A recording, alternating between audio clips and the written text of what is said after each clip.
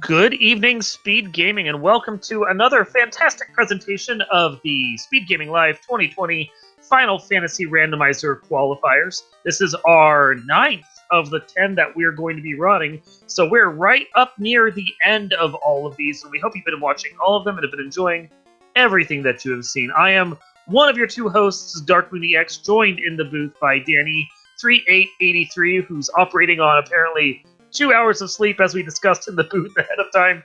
Danny, how's it going over there? Not that's for sure. However, I'm feeling all right. I've caffeinated. I'm awake. I feel pretty okay. I'm excited for the race, which I think is helping. My enthusiasm is, making up for the lack of sleep. Sleep deprivation's not keeping me down this evening. It's all good. Yay!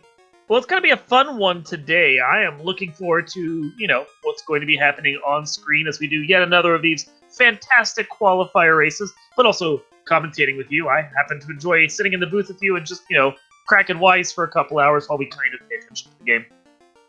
Yeah, I will never be able to guarantee good comms for me. But at least I'm pretty sure you'll at least get to laugh at me a few times over the next hour and a half to 2 hours or so. So what we're going to be doing today is, as I said, a qualifier race for this. The 9th of 10 for Final Fantasy Randomizer right here. It's going to look like a fairly traditional race. We're not going too far afield with all of our flags here. We'll cover them in more detail as the race picks up and we have things to highlight right now. But if you've watched Final Fantasy Randomizer before, you should have no problem keeping up with this. And if you're new to the Randomizer, first, hello, and thank you for joining us. And of course, we'll make sure to explain everything for you as we are going along here today. I see that we have so far, because our runners are on a 10-minute delay, so we're waiting to catch up with them. We do have a Fighter Rainbow comp sitting up there with Luffy, a Fighter Red 2 Blacks with DVS. Looks like a Fighter 2 Red Black comp in the bottom corner, and Fighter Rainbow for Fright Teeth. And we have Invis and Exit, plus Lightning 2 and Fire 2. That's not a bad start, Danny. Good start. That Exit, you see DVS re-rolling. I think he's bringing along a White Mage because he wants that Exit. At level 1, which is White Mage Lock. Exit is essential in a lot of these right now. We have some dungeons that aren't exactly fun to walk back out of. Marsh Cave, Earth Cave, as a couple of examples. Even Sea Shrine, even though the walk out of that isn't as long as some. If you have Exit, it's a whole lot easier to get out of a dungeon once you've gotten to the key item that's in there. And this is all about finding the key items for the game. Danny, we have 21 items in 21 locations. What exactly does that mean to our runners? That means that we have 0 loose in this flag set. So every location you check is going to get something that is incentivized. Whether it is one of our incentivized like items that give you progression in the game, or it could be one of our, our other items, because in this flag set we have the Mazza and a ribbon incentivized. So no matter where you go, you're getting something you're gonna want. Thing is, we do have black belts available, but none of our party members here took them right now. So, like normally in a traditional sense, if you have to go digging for treasure chests, you want to take a fighter, because the fighter is going to get plenty of armor and gear and everything they need to make themselves viable. Fighters need levels, but fighters need gear to really make themselves valuable. Black belts, on the other hand, don't need any of that. They don't need gear. They don't need to worry about weapons. In fact, a black belt is at their best when they're running around bare butt naked. So, like, once you get them a high enough level, the black belt doesn't need any equipment whatsoever. And in a seed like this, where you technically have like 2 or 3 duds, because the gear and the tail don't matter to a black belt, you could just as easily be like, man, I'm just gonna take a black belt. So I don't know, it's interesting to me, Danny, that we didn't get any black belts this time around.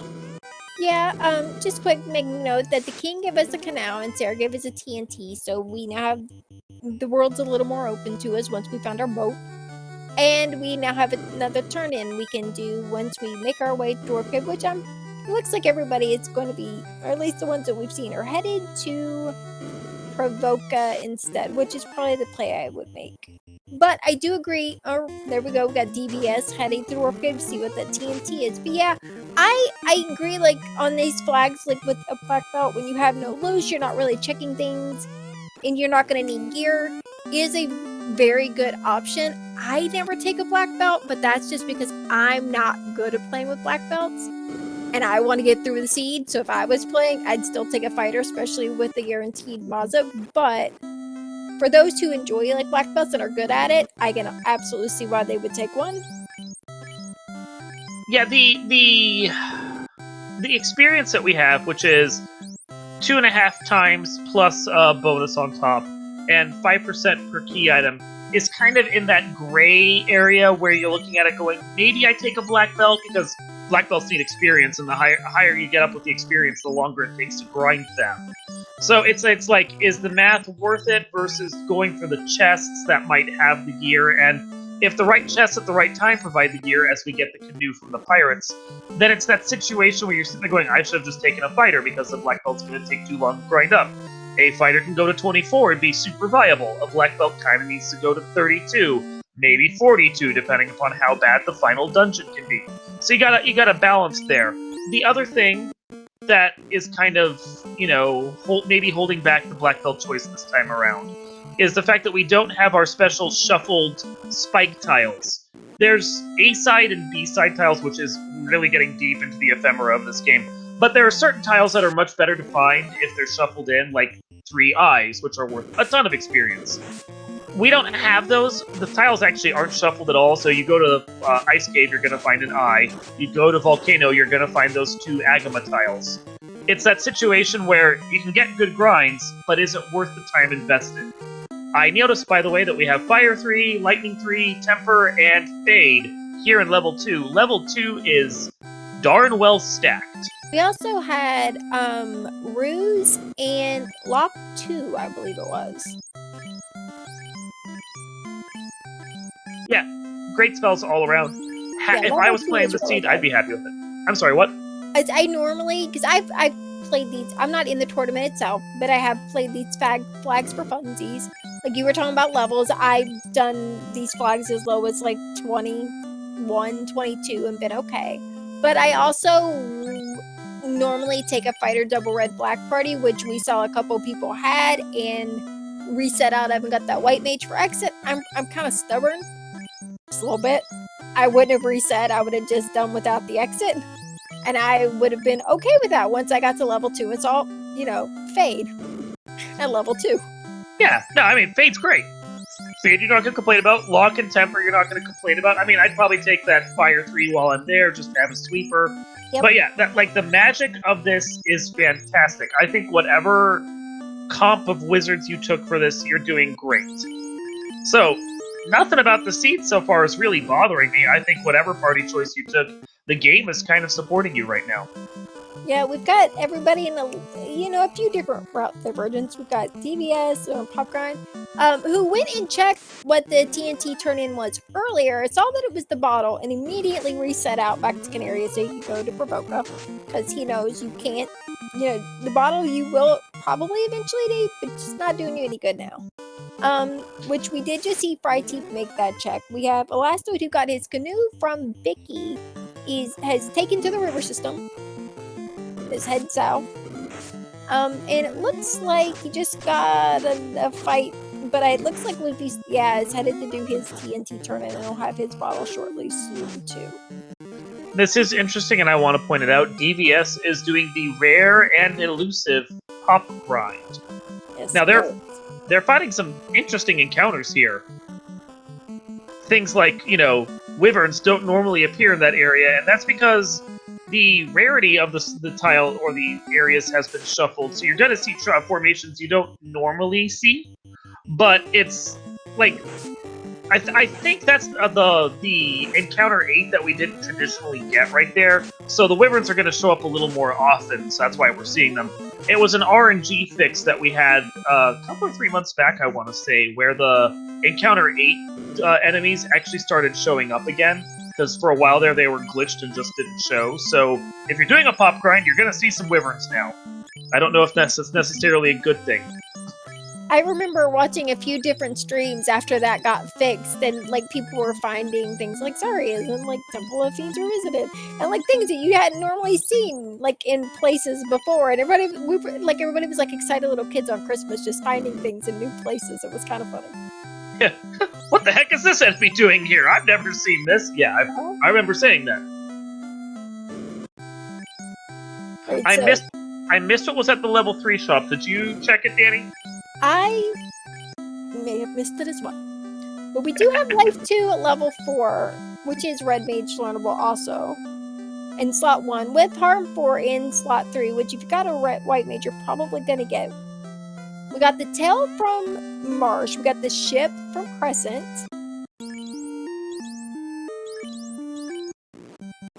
Headed back into Provoke, will probably save and then head out after he did a bit of a grind. And then Luffy doing the Elfland check, which is probably what I would have done too. Because he got his bottle from his TNT turn in, headed to Elfland. Brighty got his bottle and headed straight to Marsh, and then got his tail. Now he's headed to Elfland.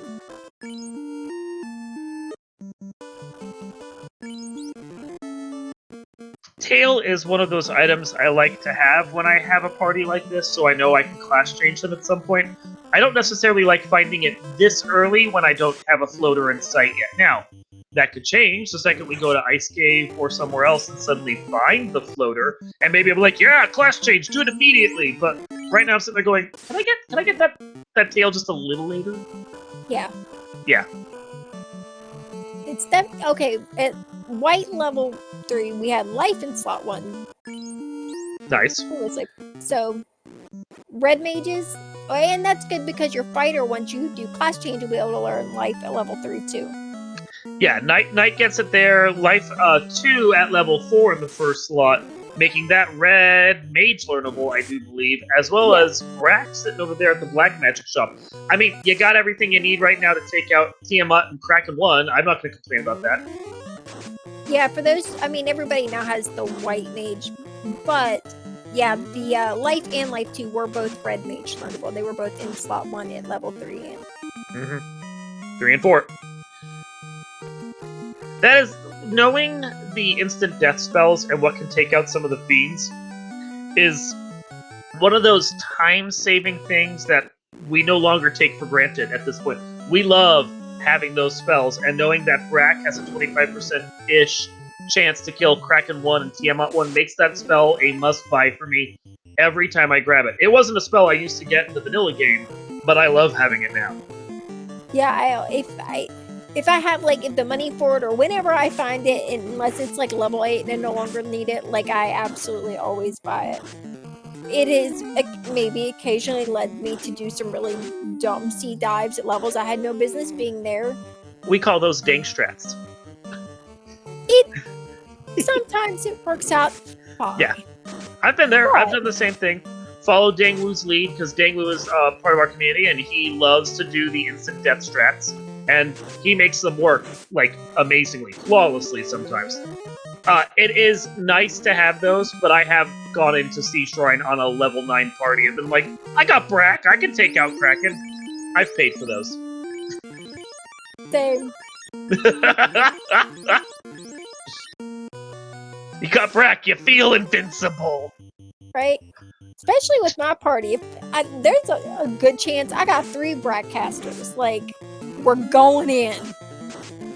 I looked over and saw that Fry Teeth was leaving the Sages and totally missed what the Sages had.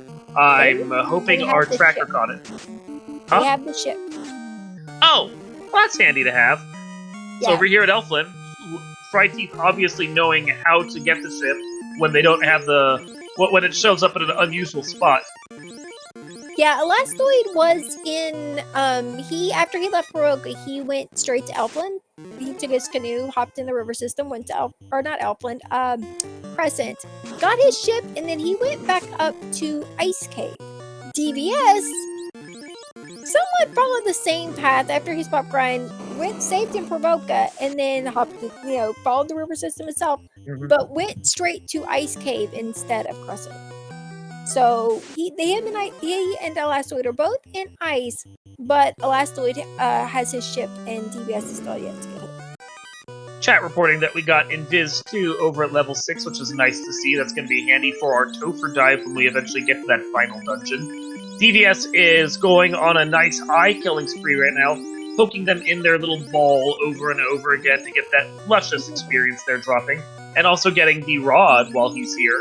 I want to point out that the upper left chest in this same room right there was grabbed by Elastoid as he went past, and it had the power bonk in it, which is a very nice piece of gear to find. Just sitting loose right there in a green chest. Yes, it is. Well, we have DBS finding the rod in Ice Cave, and Elastoid about to find it. We have Frighty in Earth going up to... I'm going to assume with level 1 exit, he's headed in to check the incentive there and exiting out. Or was. Because now he's going in the other direction. Maybe I'm scared a little bit of a liar. Yeah. But... it'll be nice for DBS and Elastoid when they do Earth that they have that rod and won't have to double dip.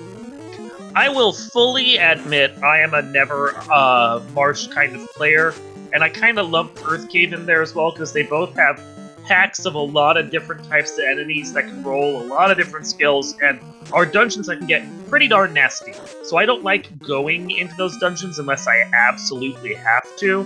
But when you have a spell like Exit, half of the walking time that you have to spend in that dungeon is eliminated. And suddenly I go from never Marsh to, you know what, Marsh doesn't seem all that bad right now. Earth Exactly. Earth seems fine, whatever, it's great. Both are incentivized even if I don't have Exit or Warp. I wasn't always a big fan of having to do either, especially in a case where you may have to double dip it if you have to do Earth without the rod. Or it's Marsh Lock, Marsh Lock is also incentivized, and then you have to come back. But then I participated in our spring tournament this year, and all those I don't want to go to Marsh and I don't want to go to Earth plays came back to bite me in the rear a couple times. So I try not to think that too much and just be like, you know what, we'll do Marsh and Earth.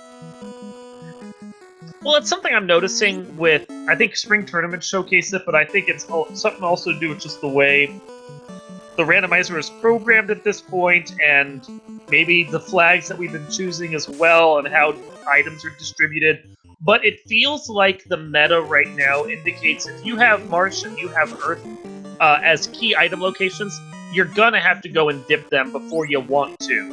Because more than likely a key item is lurking in one of them, if not both of them. The two qualifier races I played in so far, I had to go dip both of them because progression was locked behind those dungeons, and if I waited until it was more feasible for me to go in there, I would have been like 20, 30, 40 minutes behind.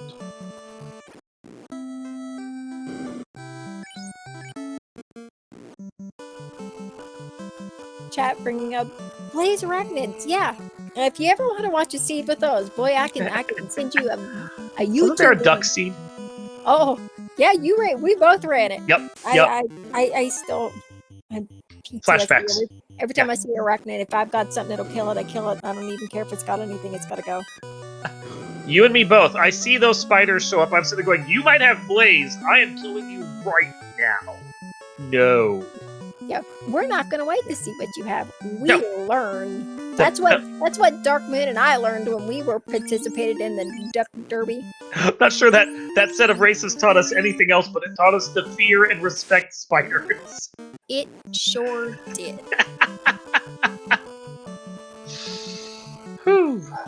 So now everybody on stream has they got their big boat and their little boat. So now we can traverse all the water systems. Travel in the world with Bodie McBoatface. Yep.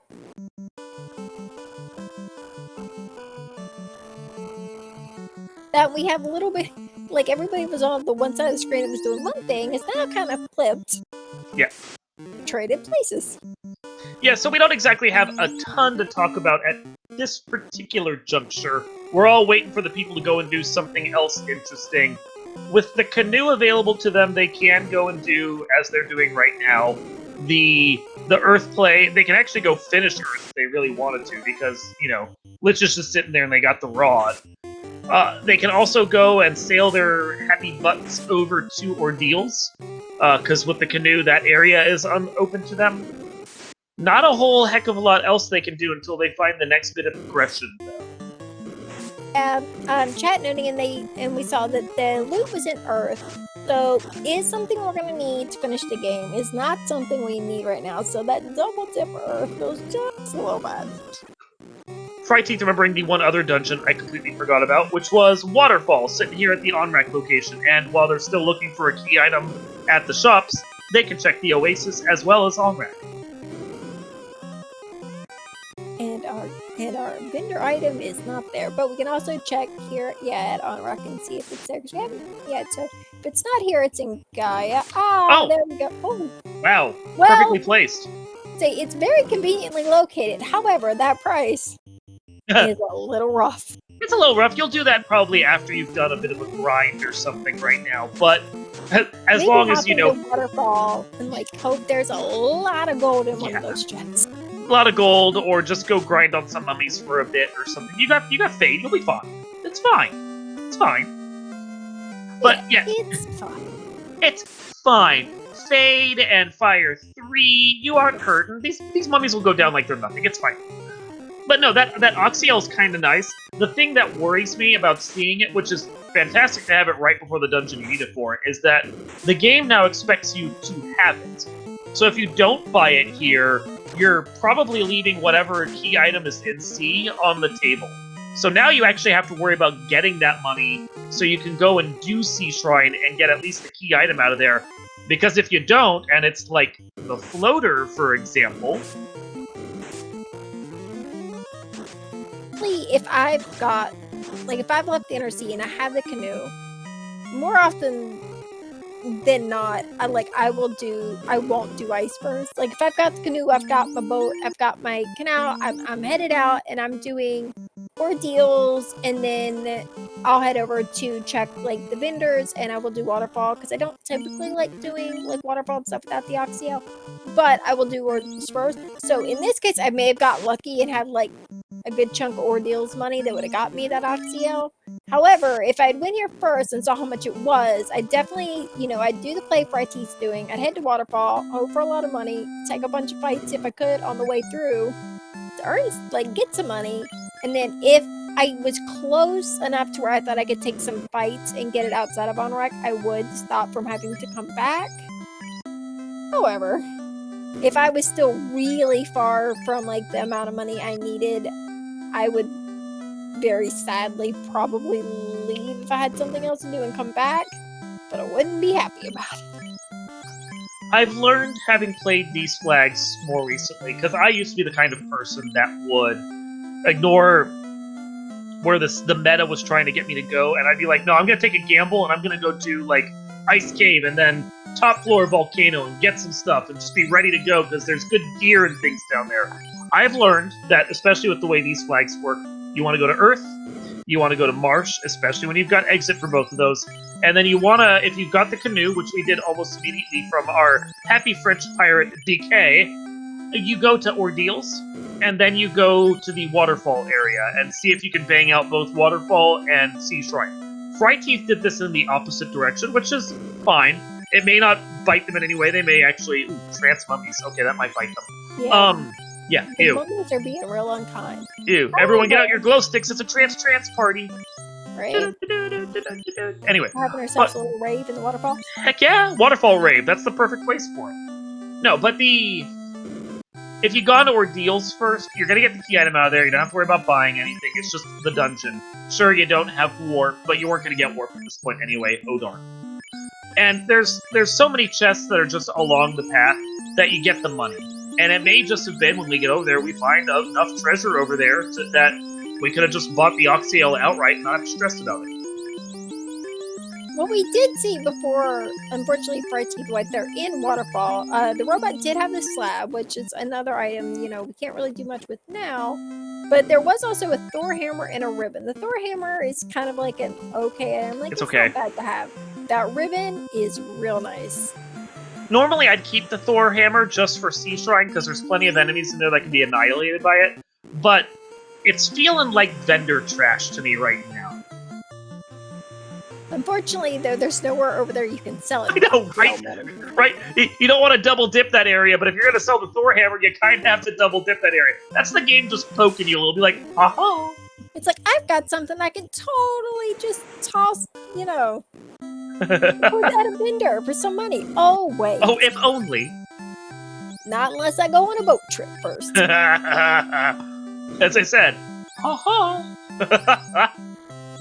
I know chat pointed out earlier, but I just want to emphasize that we do have Quake, Ice 3, and Locke sitting there at the Black Magic shop in level 5. Quake is nice, because you can use it against Lich. That's one of the instant death spells he's actually weak-ish to. He doesn't resist it, I guess is the best way to put it. But, at level 5, I'm sitting there going, it's really worth the amount of time it takes for me to menu down to it now. Okay, so now that we've checked all the boxes in the waterfall, we do have, there was a Thor hammer, ice armor, ribbon, all really nice things to have. Yeah. Unfortunately, there was only a little over, I think, like 3,000 gold there. Yeah. The game is just like, nope, no Oxio money for you. Traditionally, I'd sit there going, I've got Fade, I've got Fire 3, heck, I said it when they walked in there. I was like, I just sit on that tile and grind mummies for a while. Trance mummies are going to make me leave, and leave hard. Yeah. Yeah. That's a no-go in my books. Don't look right deep, it's gonna make you sad. I'm not saying it makes me sad for you. In Earth, getting his loot, or as he has one of our fun flags on, his bassoon. I love that. Yeah, I know, I love that flag. That's like possibly one of my favorite flags ever on here. But he has the rod from his ice type, so he is headed straight through, gonna take on Lich with Elastoid right behind him. Elastoid doing a couple of just extra checks on the way, finding the defense sword in that top room on Earth 2. So now he's got the defense, he's got the bonk, he will, I'm sure, get the massive from his turn-ins. That fighter he's got is looking pretty good. Yeah, no, I would be totally stoked with that gear right there. Throw both those on the fighter, even though you might not even equip them, and just be like, cool, you're good for the end game. Maybe we might find you like ice armor or something down the road, but no, you're doing pretty good right now, dude. You're good. You're good. And when he does his waterfall check, he will get ice armor. There was ice armor there. Yep. And unless he does all the other turn-ins and stuff before, and then the slab ends up being just something he doesn't need or want. So. Question in chat about whether or not DVS forgot Dwarf. Wasn't DVS the one that reset out of the TNT? Yes, when he left Canaria, he went to Dwarf, saw it was the bottle, knew he couldn't do anything with it, and immediately reset right back out and booked it to Provoca from Canaria. It's a surprising reset, I want to mention, because when you have exit, you can just exit out of there, and it's barely any time lost, whereas if you reset out of it, you have to go back and visit it again. Yeah, you can't do anything with it right now, but better just to have it and quickly get away from it? That's a little... Kind of, but chances are he won't go back for it until he has the floater, and then he's just gonna fly there, pop in, get it, exit out, and be on his way, so... I guess. I hate retaking steps that I've already done, though.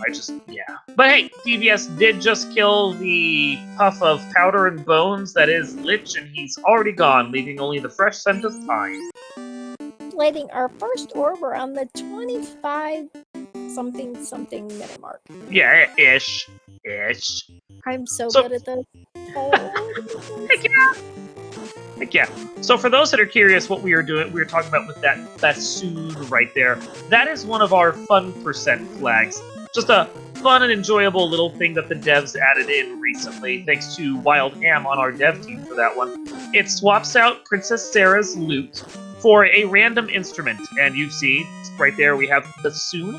There are all kinds of fun ones. Trumpet, hurdy-gurdy theremin. You can like she's got a huge collection for her symphony, and she just randomly doles out one or hides it somewhere in the world, and it's delightful. First time I ever saw somebody use that flag, they received a jingle. I was all but confused. I was like, wait, what is that?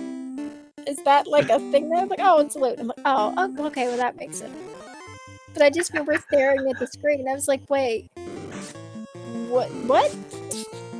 Yeah. But yeah, I love that flag. It's so fun. Credit? Oh, yeah. Credit to our devs, though. Despite the trolls in the community suggesting chime, they did not add that to the list. Oh, that would be horrible. So mean! We have Luffy and Volcano checking in some chest. DVS has made his way out of there, so he's headed to Ordeals. Friday left the Anorak area and it's in Ordeals now. I got my fingers crossed and I'm hoping happy thoughts like he leaves here with Oxiel money, because if not, it's gonna be a sad boat ride somewhere else. Yeah, at that point you're sitting there going, maybe I should just go to like Ice or Volcano and do a grind at that point. I mean, a grind would take care of the money issue. I would. Yeah. I know a lot of our people in the community like will argue against a stationary grind. And in a set of flags like this, where you're going to be checking a bunch of chests for your fighter, and you're just going to be walking around anyway, like, up to the point where you decide it's no longer worth checking chests, and you can just live with the gear you have, you're going to be opening stuff and finding things. You're going to be finding treasure, you're going to be finding enemies to fight. A stationary grind doesn't make as much sense here. But, if you take one, you'll get money. Oh, and we get the ruby from Ordeals. Didn't see when he saved how much money he's leaving there with. Again, I know I saw that Luffy is in Volcano and has like 71 grand. They're set for their Oxiale. Oh, yeah. The ruby isn't going to unlock Titan's Trove as far as like a key item is there. There are 4 treasure chests. They can go get it. They might because they have fighter and they care. But there's no key item there in this flag set. We don't have it incentivized.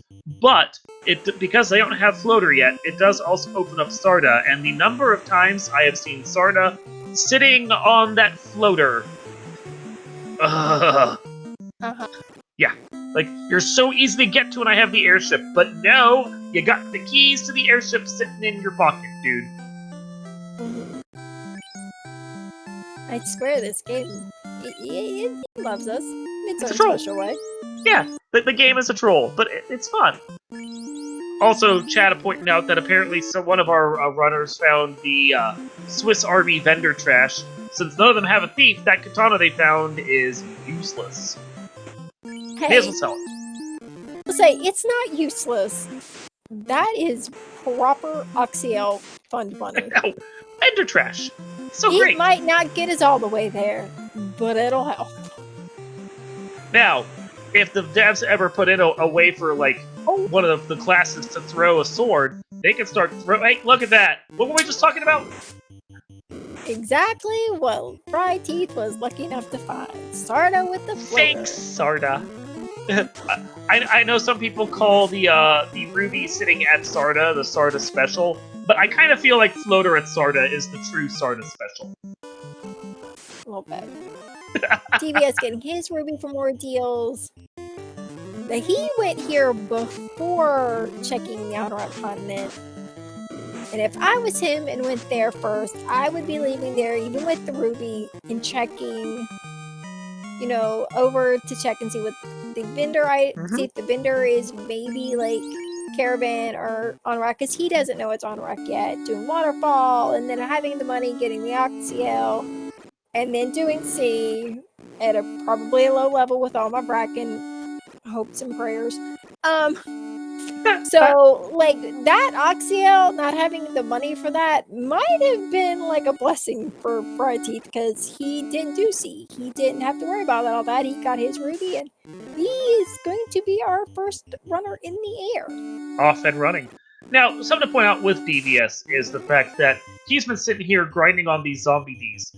he, as you said, I don't think he knows what's sitting over at Onrak, but he killed enough of them that he probably has a good chunk of change in his pocket to just go buy it outright, and it won't be a big deal. It might send him into Sea Shrine, but when you're in the area, it's not a big deal. And, like, whether or not, thinking he might go up and turn into Ruby, I would doubt it, because the path people take is when you're on this side of the world, you just go sail over to Onrak. But it's not that big a sail. It's not that long. It's not really time wasted. Yeah, and that's what DVS is doing. And like I said, that's what I would have done too. I would have done the exact same thing. Yeah. So 100%. Yep, would have stayed there, done just what he's doing, go up to the caravan, look for the vendor. It's not there, freeze it. Now, the one thing he's doing that I wouldn't have done, I wouldn't have checked Oasis. Oasis is my last check, because if I'm on this side of the continent, this little tiny continent here, I'm on my path to Waterfall. First check I do is just quickly to pop into Onrak, probably buy some more heal pods, and then see if the vendor item is there if I'm still looking for it. Oasis I go to only after I've checked all the other towns open. Or not Luffy, but Fright Teeth in the air, and now class changed. That's one classy Fright Teeth right there. It sure is. Thank you, thank you, thank you. Heading back to towns, I'm gonna assume doing some magic shopping for that newly appointed knight he's got there. Yeah, he's gonna get life at level 3. He's gonna get fade at level 2. He's getting well, a wall at 3 if he wants it. Yeah, he's getting good spells on that knight. So he's gonna get something at level 1. I completely failed to remember what's at level 1. It was exit, but it was white mage. It was white locked. Yeah. Yeah. There may have been something else. But I'm just going to assume it wasn't important because I don't remember it.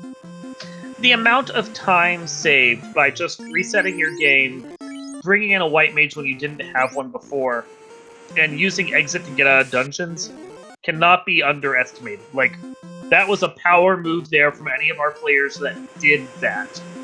Because they're saving themselves time in the long run. I can't necessarily argue that fact. That it is, in fact, probably a good idea. Reset, get your white mage, and then have all that nice exit magic that'll save you time in dungeons. However, I would have rolled in there with my fighter double red black, saw exit, and went, well, I guess we're not getting that today. And no, kept right? on trucking. Yeah, like, I don't tend to re-roll parties for myself, but I have a feeling I'd be sitting here like, oh, was DVS is like $2,000, or Elastoid is $2,000 short for that Oxyale. Once he does this waterfall play, he'll be good to go with that Oxyale, though. But yeah, as we were saying, I don't tend to re-roll parties, but I think probably at the 45-minute mark when I'm having to walk out of yet another dungeon, I would have been sitting there going, man, I really should have re-rolled for that white mage. Especially with, trans mummies in Waterfall. That said, alluding to our starting conversation, I think the party I was taking for these on the first 2 runs I did was the Black Belt Rainbow, so more than likely I would have had a white mage. Yeah. Luke finding that defense sword up in that Earth room on Earth 2, which, again, it's another thing I'm sure he'll be glad he has. We have lovely item. We have Frighty headed into ice now. Gonna get that rod that'll lead him, back to Earth Cave, because he is the one person we had who did, the Earth Cave without the rod. And ended up having to do the double dip of Earth. Everyone else got the rod first and then heading in. So he's gonna get that. Already knows he had to do the double dip, but at least now he knows, he can finish off Earth when he bounces out of here if he wants. He's in a good position, certainly. I like, even though the fact that DVS has a crystal lit right now, I kind of feel like Fright Teeth is still in a slight lead just because the amount of time you save from that floater is huge. Yeah. And from what we saw, Lich is little more than a puff of smoke. The second he goes and fights Lich, Lich is just gonna fall over.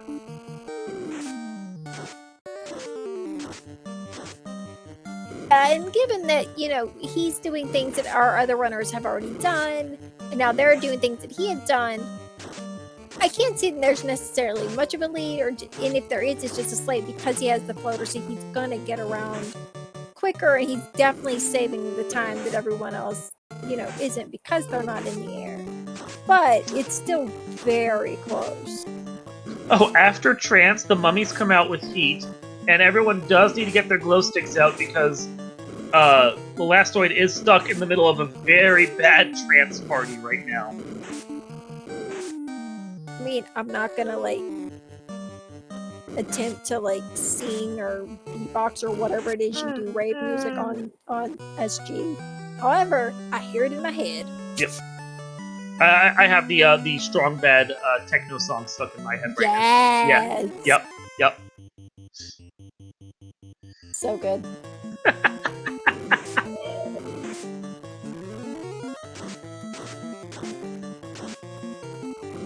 Yeah. Okay. So here's part of the issue. The mummies are the red mummies, the normal mummies, are the ones that have trance as well as other spells. And either because of them or the whiz mummies, they're also super ambushy. So they'll show up in packs of 5 or more and then just spray you with trance. They're rude. Yep, there they go again. Yeah, they are very rude. They look like the common encounter this time in the dungeon.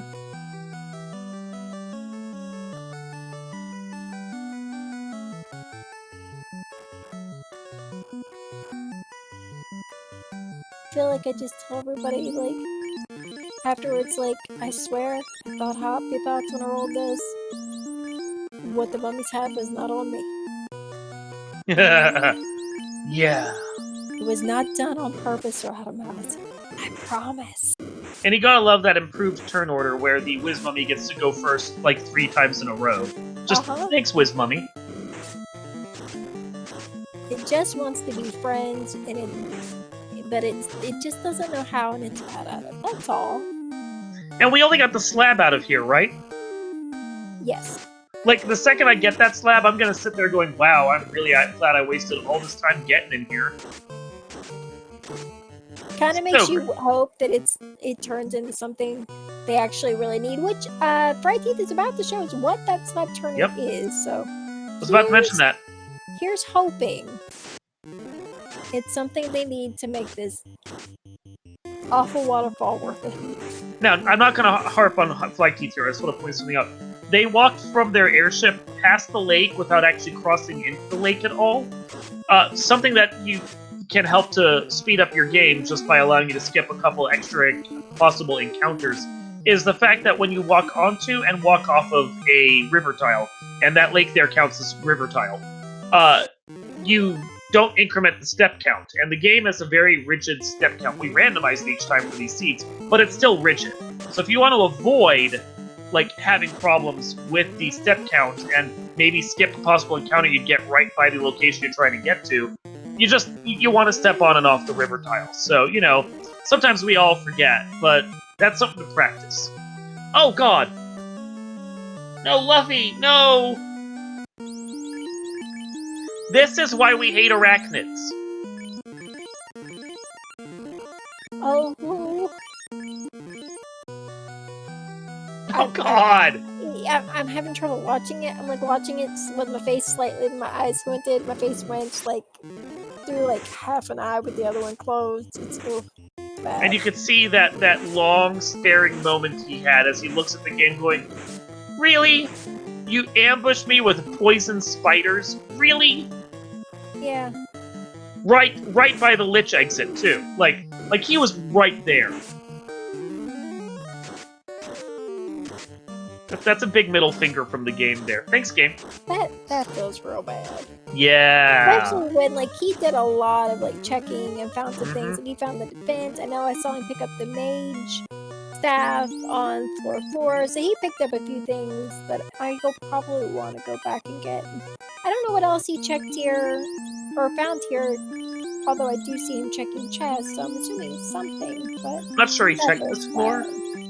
Oh, did he? Okay, well that might. I'm not sure he checked this floor. I know he checked he got to the second floor because he was one of the people to get the defense sword, which he may be trying to go back and get again, but he may have forgotten where it was. Of all the stuff that he found in there, that's the only thing I cared about. Yeah, Elastoid finally able to just say, see a waterfall, work it on out.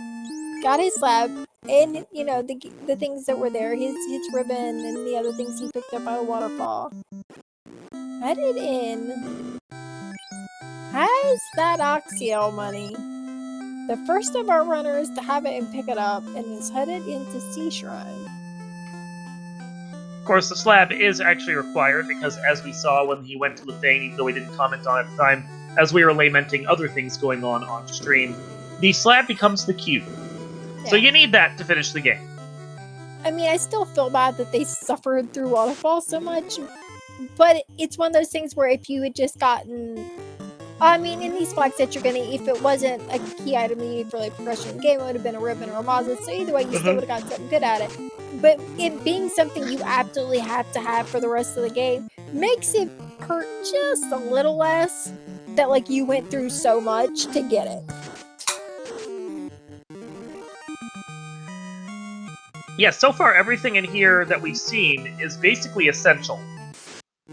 Because as you said, I'd even count the ribbon and the Mazda as essential items. Nothing that we've come across is going to lead to what I would consider some kind of dud. Especially since the ruby was even required just to get that float. Like, sure, you probably could have done this seed floaterless. No, you couldn't, because you need to get the slab turn in to get the cube. So, yeah, you absolutely had to have that ruby. Everything was essential.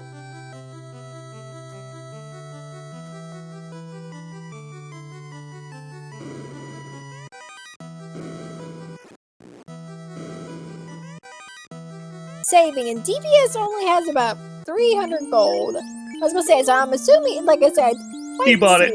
But yeah, he definitely bought that. Saying hello to our friend, you know, Cope hanging out there in Unrack. You don't see that a lot. Cope. Sup, Cope? Nope. Hope's all going well. Hope things are nice in Unrack this time. Hope things are going well in Unrack this time of year. I think we need to suggest to the devs that we get like Cope to say different memey things now. So we encourage people to go and talk to him. He's late. It'd be nice if people said hello every once in a while. He's just looking for a friend. It's like the Hooray Dwarf. Right. And everybody loves the Hooray Dwarf now. Other than a few crazy people. I mean, I like talking to him because I have the kill option set. You may be one of those crazy people I was referring to. I'm a monster, I know. Although I do like the fact when you go and kill the Hooray Dwarf, he actually screams about Kefka and then dies. I have never killed the Hooray Dwarf on purpose, and I was unaware of that, and that's funny. It's really funny. Just saw the item, last week picking up the item at Sea Shrine, and we have the crystal.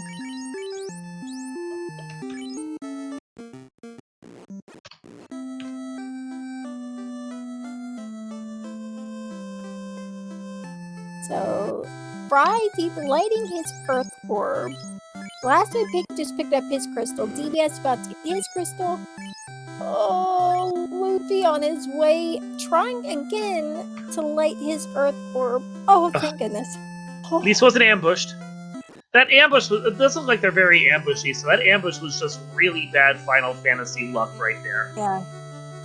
I'm not gonna lie, I looked over and I saw Arachnids and I went, oh no. No! Yeah. Yeah. Oh, now poor Luffy again. No clue what that crystal is going to lead to. We haven't found the chime yet, so it could lead to the chime. But it could just as easily lead to the ribbon or the Mazamoon we're still looking for. Although, up here in Mermaids, I just noticed we do have at least one ribbon sitting here. Model turn in yet either. So we're still waiting to see what that is. The only one who could turn it in is Fried Teeth, and he has the bottle, he just says you have to turn it in. I'm hoping you didn't forget about it. Luffy with his earth orb lit. That makes me happy. I'm excited for Luffy because, boy, that was rough that first go-round. That was rough. He probably feels good about that and yet bad at the same time because it took that long to get. Yeah. I've been there. Like, getting bounced out of a dungeon feels bad and automatically makes you feel you're behind. But when you're just steps away from like the Mhm. fiend at the end of the dungeon and you get Mhm. bounced out, that is all the extra bad feels. And it doesn't look like the spiders are even that common in that dungeon, so that was just really the game screwing with him. But Hmm. Hmm. Feel so bad about that.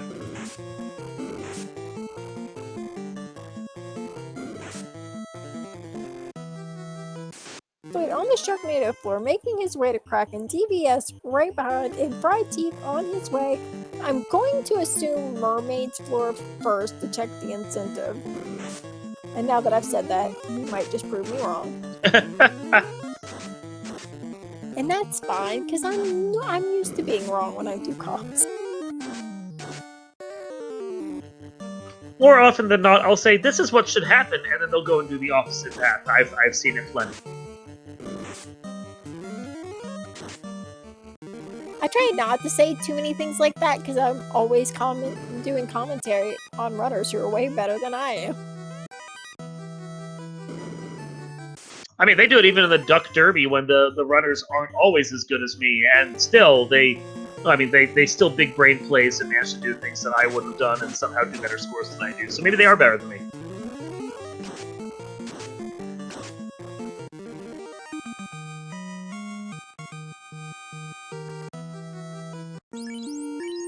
That, like, our new players, like, we've got ducks already that scare me, and people who just graduated from the duck program, and I'm just like, have mercy. You and me, we can just go sit at the back of the pack and be part of the JV team. It's fine. Yeah. Yeah. Sit on the bench. Only come in when we're needed. Sipping Gatorade and just enjoying the game. Yeah.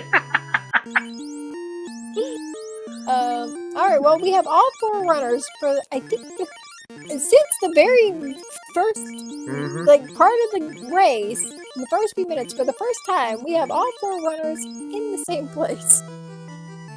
They have all converged over here, although Luffy is going up to go do Waterfall first, so he's in a French vanilla area for the rest of them. Kinda in the same place. See, like, every time I said something, one of them's gonna prove me wrong. Of course. You spoke, so they have to do something different. DVS is going to go take on Kraken and be the first of our on-stream runners to do so, and we're going to get to see just how bad the Master of Arms can be today in our first encounter.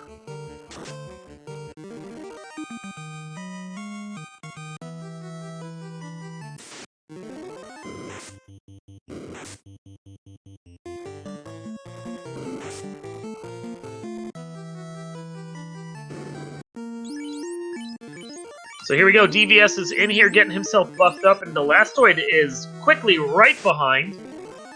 Both of them keeping their fighters up front. Already lost a Black Mage on DVS's side.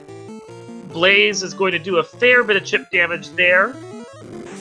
Continuing to buff up that fighter. If nothing else, that fighter probably will not get knocked down by any of the physical hits from Kraken, but when Kraken has spells like that, whew, that's a bit scary. Brack fail, another defense. Both the White Mage with his ruse and the fighter with his defense sword are getting buffed up. Meanwhile, Blastoid looks to be following the same path, trying to brack Kraken down in the process. Blizzard from Kraken up at the top takes out the other Black Mage. No more bracks up there. Blastoid is the first to make it out of this fight, having successfully bracked Kraken. Be the first in our group to get 2 crystals on the board. And DVS is hopefully going to be behind him, but this Kraken is spell happy and does not seem to want to die. Well, when you're sort of... Huh? Yeah, DVS is having a much different Kraken fight than last time. Yeah. I mean, he's going to be able to survive those punchy hits because Kraken doesn't seem to be able to do anything. Or, I say, and then... Okay. We may be commentary, but we need to shut up.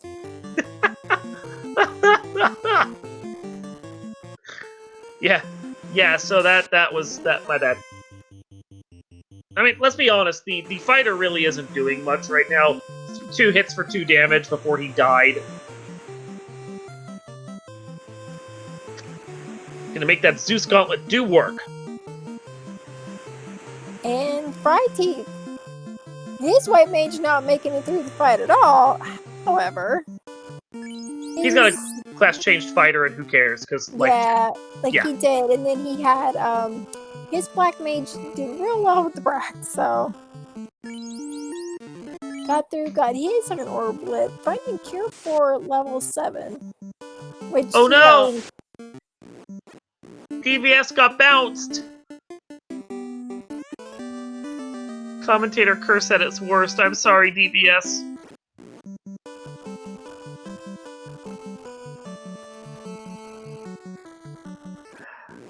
So, DVS is now trying to figure out where to sail to because he got spun for a bit of a loop there. Sure did.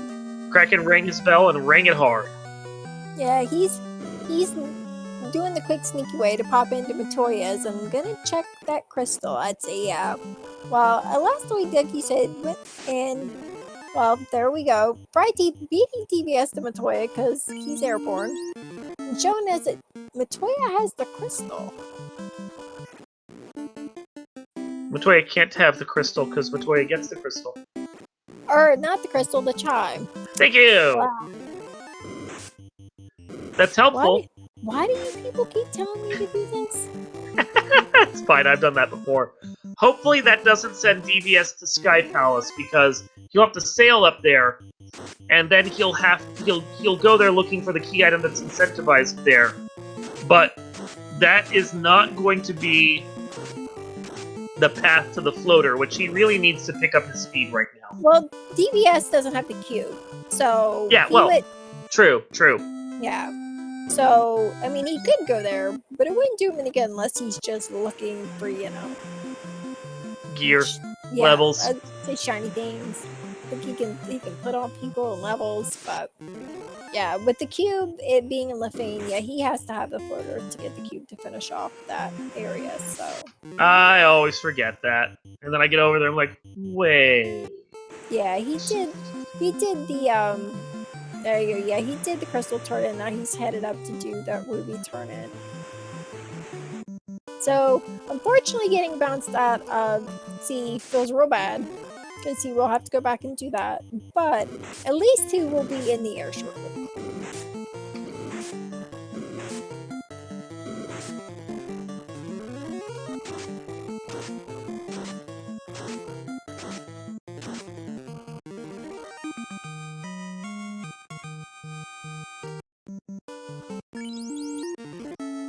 So Luffy is here, gonna get his crystal.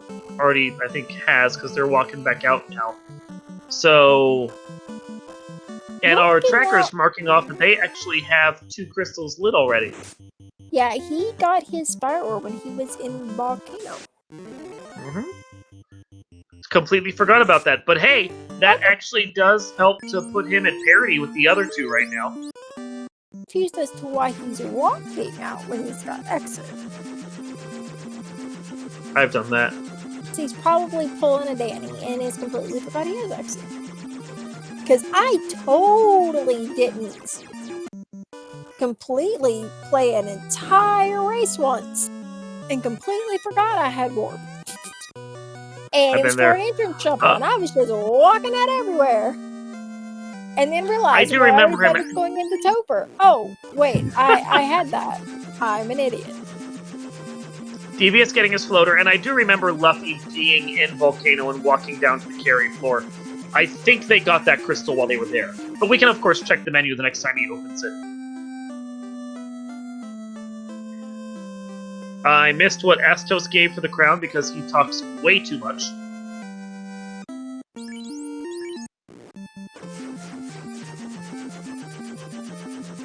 I do like that we have expanded text for all the characters, so we get a little more of that fun game flavor back, but it's really hard to remember where exactly in Astos' speech the item is.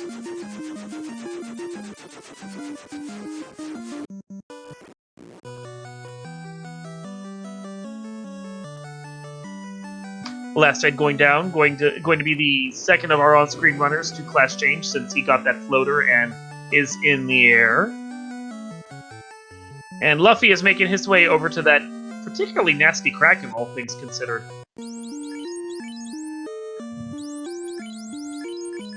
Astos had the Mazamoon. Okay, thank you, chat.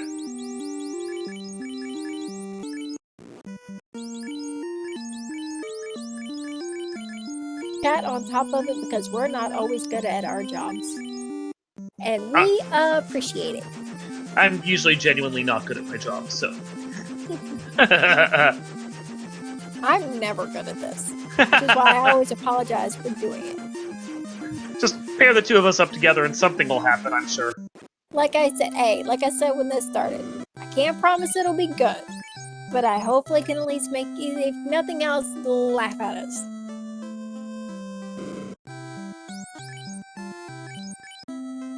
Chat asking if we still had an incentivized ribbon sitting out there somewhere in the pool. Answer is yes. Don't know where it is. Could be anywhere. I don't believe we still have the bottle turn in to do, and we still have the incentive in Sky. And I believe Canary Lock, so... Couple or three places to check yet. No, Canaria had the crown. Crown is at least... Oh, yeah, it was the crown, and then... Yeah. Okay. Yeah. I only know that because I actually bothered to check our tracker's notes. Tracker, behind the scenes, being Groggy Dog, doing a fantabulous job back there. Yeah, when the bottle turning was the key, which led to that and the crown too. I think the ribbon has to be the Sky incentive. Yeah, that makes sense. More than likely adamant to... Yeah. Herb?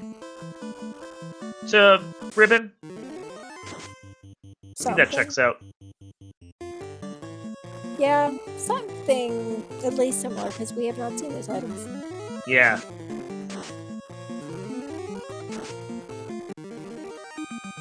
Luffy getting there, third orb lit with that water crystal done. And then meanwhile, soon enough, Fryteeth is going to have Carrie taken out as well, because Carrie didn't seem that bad when we saw them, and that'll put them at parity. And Luffy doing all that without the benefit of the floater. All things considered, like, doing this floaters, he's, like, doing well. Like, time-wise, he's making, like, good plays. Like, about to get his key. Of course, this is going to be the spot where he actually has to slow down now, because he's got to go get the ruby. He's got to turn in the ruby to get the Stardust special, and then he has to go get his airship. And the longer he doesn't go to ordeals, the longer it's going to take for him to get that ruby.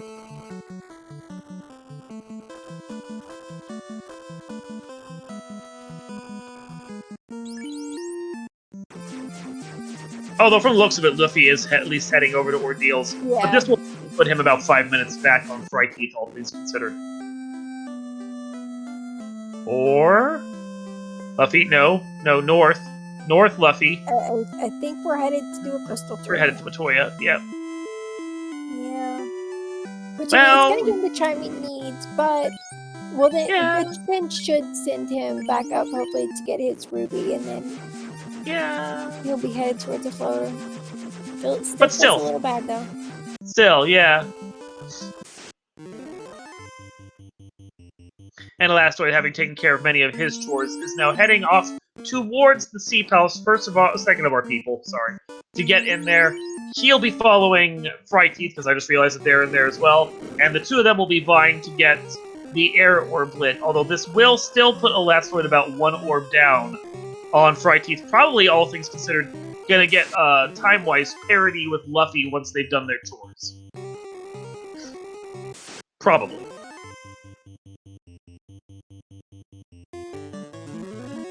DPS with the quick trip through Volcano headed to light his second orb. Probably still smarting just a little that it's not his third, and I feel that I've been there. Yeah. Although, I like Volcano. Volcano, like, it seems like a long one, but when you're not checking anything and you're just running through, and you have, like, the lava clouds that you can step onto, you're not taking any encounters, Volcano can be a very quick run-through. Oh, Volcano's great for that, yeah. If you don't have to check the rooms, it's fantastic. For those of you that don't know, every time you step on a lava tile, it also does not increment the encounter rate. So, As long as you're walking on lava, you can walk for days, and the fact is, the lava can't kill you. It will slowly drain your health, but you can't go lower than 1 on lava. So, yeah, go to town and walk on them, because it saves you time. Yeah. Yeah, they can't kill you, but forgetting to heal and then stepping off of one and getting an encounter, Yeah, sure that'll can. kill you. Yeah, Be careful. that'll kill you. Don't yeah, forget to heal. I've been in more than one race where it actually mattered, where I've been running through the hallways of the volcano, got down towards Carrie, got an encounter right before Carrie, and realized, oh, all my guys are sitting at 1 health, and then a spell is cast, and I'm back at the start of the dungeon. Uh-huh. Yep, that happens. Don't feel good. No. Yeah, It's learning DBS experience. making a quick, super fast getting through that Carrie fight. Got his second orblet, headed straight to Canary Castle, got his crown, going to turn that in. Well, we've got Luffy in Ordeals, where he will get his ruby, which will lead him to Sarda, and then to his floater. It's all coming together pretty quick. We got double Astos fights on, or not, as we've got Astos fight on the one screen. We have Frighty making his way up through Mirage, and I go to say pretty quickly, and then Air starts casting slow. So it happens. Where the game is listening to us today. Yeah, so DBS is 1 orb behind everyone else, or soon to be behind on Elastoid, but he'll get his class change, and then I would not be surprised if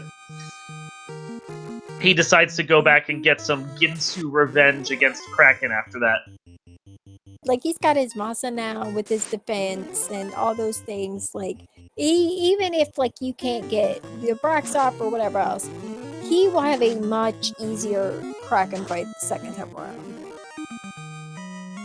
Got a question about what kind of levels Fryteeth has. I have not looked at their menu, although I'm sure we'll probably see them get a level off of one of these fighters here as they're going. But the fighter's up around close to 500 health. Oh, low 20s right there. Yeah.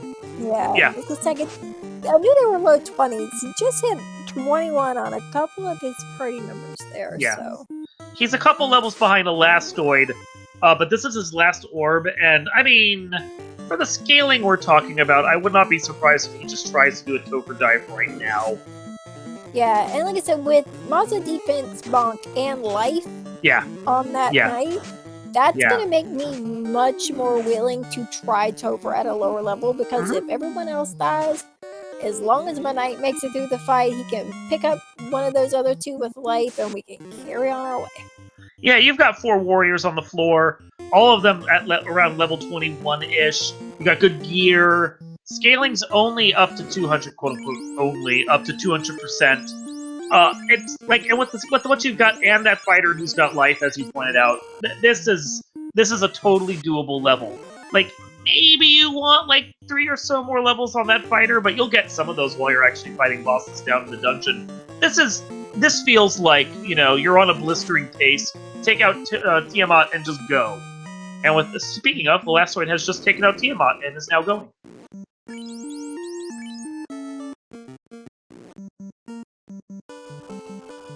So Elastoid just has to go take out Carrie, and then he is on his way to the final dungeon.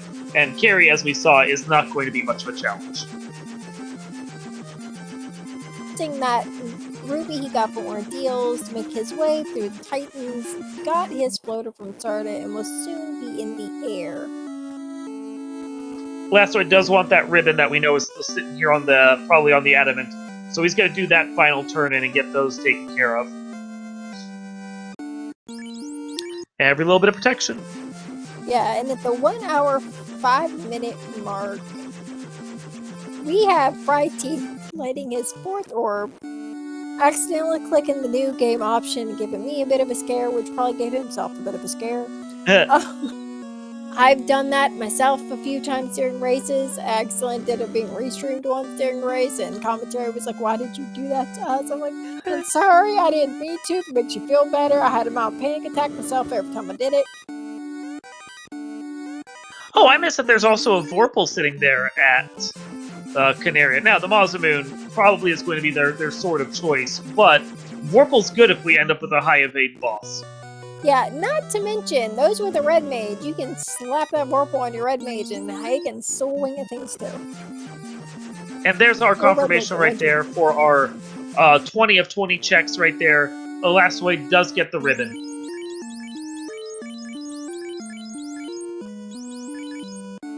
And now he's going to go get his Mazamoon.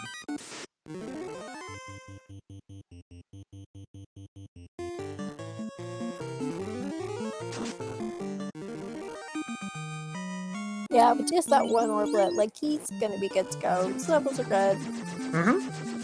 Yeah, Elastoid's in prime fighting shape at this point. He is not going to have a problem.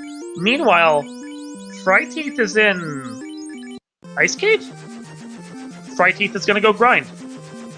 I was gonna say, I don't think he's comfortable with his levels, which, I mean, given that they are low, low 20s, I understand that. It's an interesting place to grind. Like, I feel like getting down to the Volcano Agamas is probably faster, and you can just walk back and forth across their tiles until you're done fighting them, and then exit out. I didn't see if the Agamas had anything, but, like, the eye tile just takes a long time to get to. Making good use of that level 7 warp. Hell yeah. I love doing that. Huh? Yeah, it doesn't matter what tile I step on, what pit I step onto, I'm just gonna warp right back out. Who cares? Fastest path in.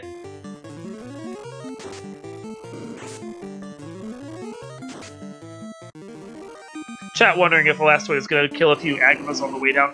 Elastoid has been with the community quite a while, and I'm sure he's gonna defy me the second I say this, but with the levels he has and the levels he's gonna get in Topher, I would be surprised if Elastoid decided he needed to grind Agamas for another couple levels. It's possible. Maybe he doesn't have enough spell charges on his knight and he wants to get some extras. I would just be surprised. Yeah, at least some of the party members are, yeah, he's level 24. There it is! There it is. Yeah. Can we fire ourselves mid-race from commentary and have somebody else come in and do it? At least I hedged my bet and said I was sure he was going to defy me. Uh-huh. Yeah. And hey, they died to a Quad X. We got Groggy tracking, who's doing a great job, by the way. Thanks, Groggy, but also is an amazing commentator. I love Groggy on comms. We could always just, like, take over clicking the buttons and stick Groggy on comms.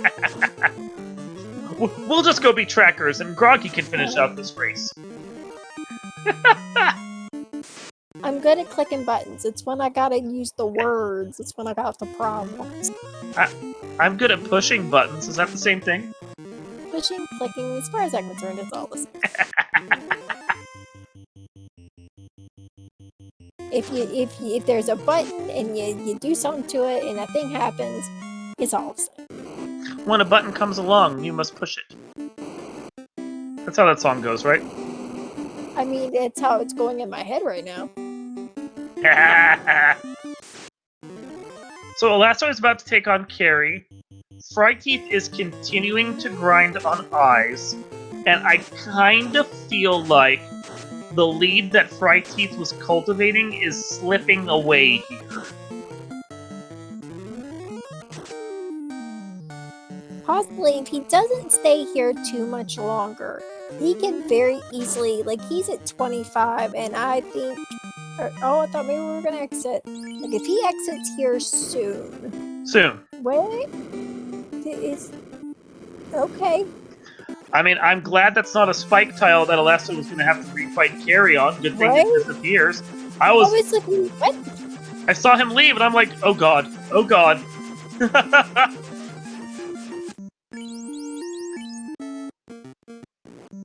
And at the 1 hour, 10 minute, and 58 second-ish mark, we have our first on-screen runner in Topher.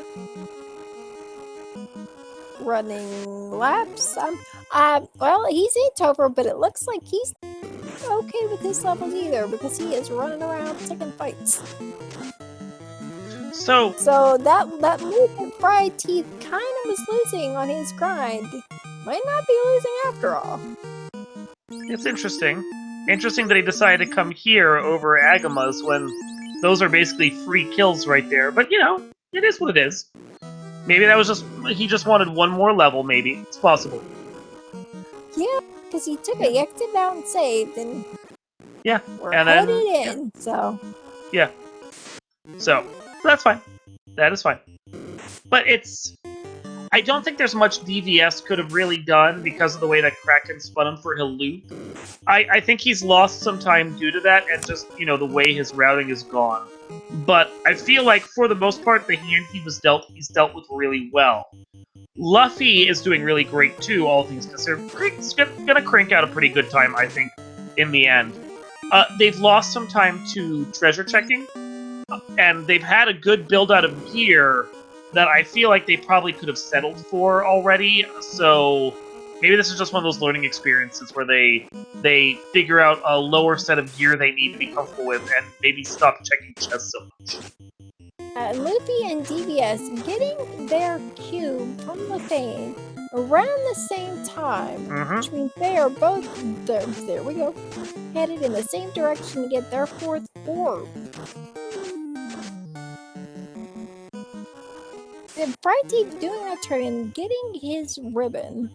Headed in to do a little bit more shopping. Yep, getting gold bracelets for those mages, and then I'm sure he'll be headed.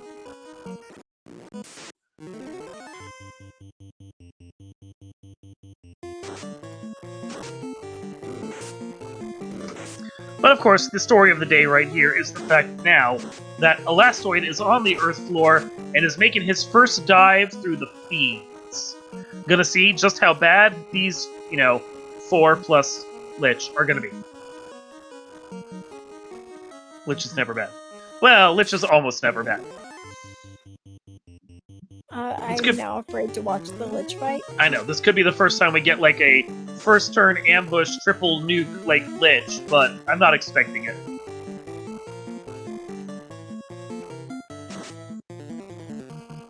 Oh, and there you go. Yay, didn't curse them for once. Woo! Good job. Can't curse every time. High five, buddy. Woo! I heard that high five, damn. Play across the country and we still made it work. Heck yeah. Really long arms. I mean, kinda. Yeah. I mean, Luffy here has gotten the Aegis. Aegis is great. Already had the Opal, though, with the ribbon. I don't feel like Aegis is, like, that necessary. So it's like, coming in here with the build-out of gear he has, I'm kind of trying to figure out what specifically it is that he's looking for. Yeah, I'm not entirely sure either. Yeah. I didn't quite see what, like, armor his fighter's wearing. I'm assuming he got the ice armor in... He's got Opal. Oh, okay. He had up until he got that Aegis, he had full Opal gear. Well, there you go. I'm not entirely sure what he's looking for. No. Well, what he did find was our good friends, the Wiz Mummy Pack. Ambushing Trance Pack. They're so nice. Just want to say hi one more time. They just don't want you to run away so they can make friends. No, I respect the fact that they needed fast. I understand why DVS is coming over here to level 8. And with the fix that we have in there from Wild Ham, which allows you to now navigate upwards from level 1 magic to level 8 in battle, which is not in the vanilla game, and I love that patch so hard.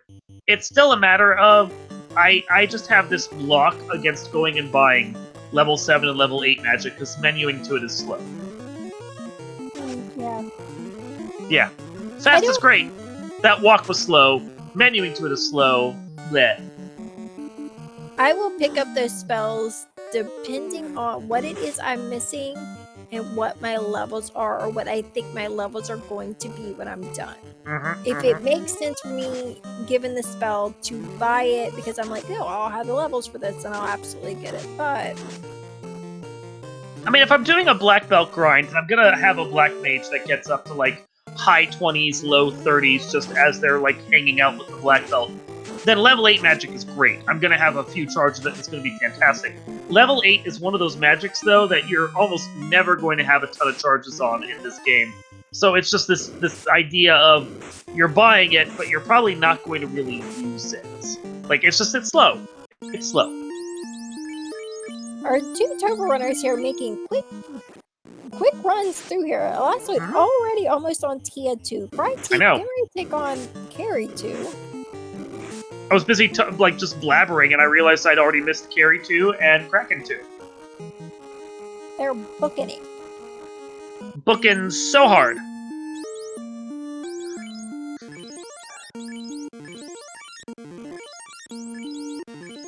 I mean, if Fryteeth is going to catch up, he needs this Tiamat to be something of a gatekeeper.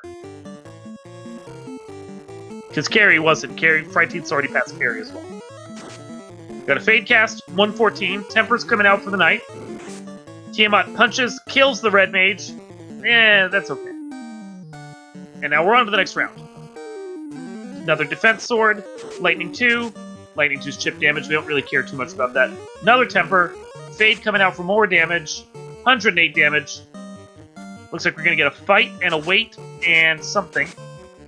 More chip damage from Tiamat, that's fine. 5 hits for 604. Fighter is already in good position. Quad X does not quite erase. Tiamat's got a little more time. Good turn order, though. 4 hits for 414. Doesn't even need to use the Quad X. That dragon is dead, and we are now moving on to Chaos as soon as we get past the Nightmare and Evil Man back.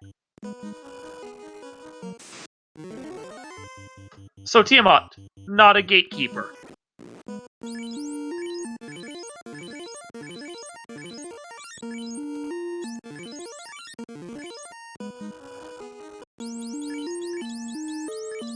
So, for Fryteeth to catch up, as I was saying before, he really needs this Chaos to be a gatekeeper. As we go through them slowly, we need this one to be a gatekeeper. Oh, that one wasn't. Wow, about the next one. Yep, maybe this one. Working our way through the fee. I am watching this Kraken to see what happens here, because the Elastoid took it out so fast. Didn't seem like Kraken had much of anything. Meanwhile, we're getting buffing going on for this Chaos fight. Get some Tempers. Defense wipe. Looks like White Mage already got punched down a huge chunk of their health. Gonna Cure for itself back up. Continue buffing that fighter. Rub ineffective. Cure 4 comes out. That White Mage is back up and standing again. All the buffs come out. Chaos has not done much of anything yet to the party that's irreversible.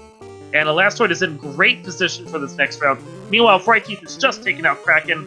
Kraken 2, not a gatekeeper. And Luffy has found our favorite robot chicken and is trying to fight it.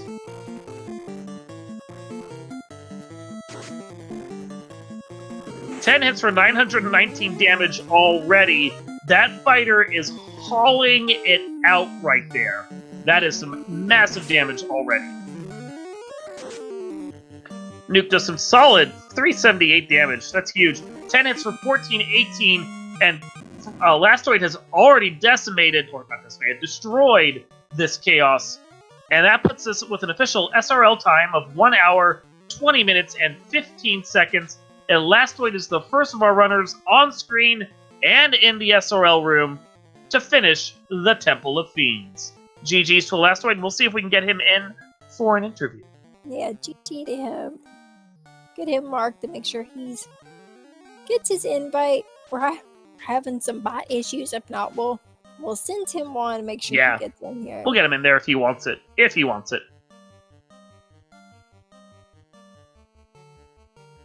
So we've moved on now to...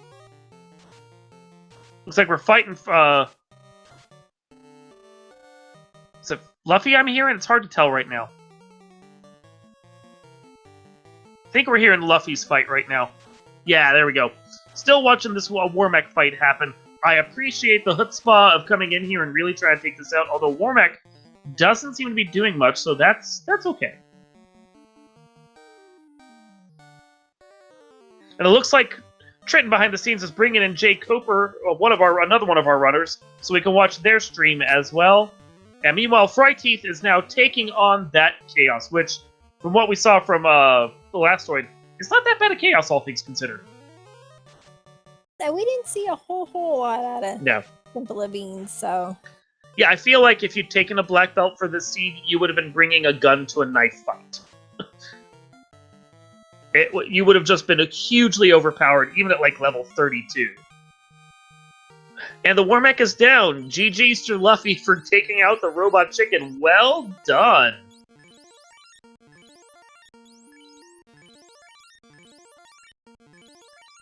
Looks like Jay Coper is currently doing a bit of a walking grind here in the Sky Palace.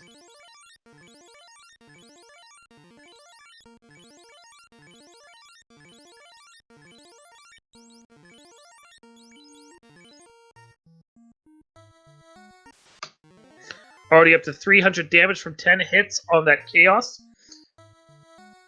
Couple more tempers, and that fighter should be really cranking it out. Although bad turn order puts his damage up first. 10 hits for 426. Tempers then, of course, come out because that's how this game works. Chaos apparently had a nuclear we didn't see, and he manages to wipe out... Well, there you go. Manages to wipe out all the mages, so that takes care of that. But with a quick sword swipe right there, 10 hits for 802 damage. Fryteeth is our second on-stream runner, but our third runner overall to finish Chaos and defeat this Temple of Fiends. Official SRL time of 1 hour, 22 minutes, 37 seconds. Behind the scenes, Cheesenator came in second place with 1 hour, 21 minutes, 49 seconds. GG's to both of them. And we are joined in the chat by Elastoid. GG's Elastoid. Yeah, that was a fun seed. I'll say everything except the mummies. That was a little bit teeth grinding.